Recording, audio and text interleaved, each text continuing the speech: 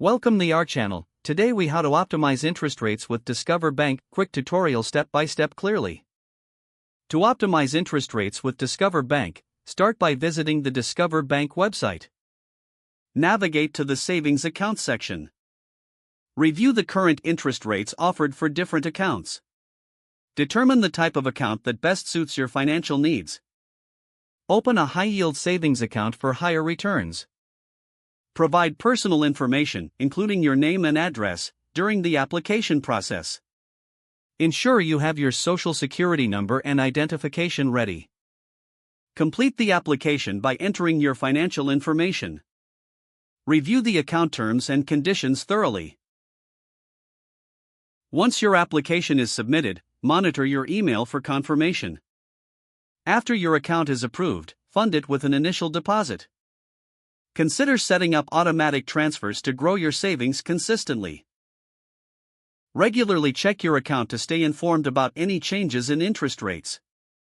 Explore Discover's additional financial products for potential benefits. Utilize their online tools and resources to make the most of your savings strategy. Keep track of rate changes to decide if switching accounts is beneficial. By following these steps, you can effectively optimize your interest rates with Discover Bank. If the page does not load, refresh the browser or try again in a private or incognito window. Make sure you are using the correct email address, then retype it carefully to avoid small typos. If your password is not accepted, use the reset option and create a new strong password you can remember. Check your spam folder for verification or security emails, then complete any requested confirmation steps. Enable two-factor authentication if available to improve account security and reduce unauthorized access risk. After signing in, review your profile details so your contact information and settings are accurate and current. If you see an error message, note it down and try again after restarting your device and internet connection. Log out when you finish, especially on shared devices, to keep your account and payment information secure. If the page does not load, refresh the browser or try again in a private or incognito window.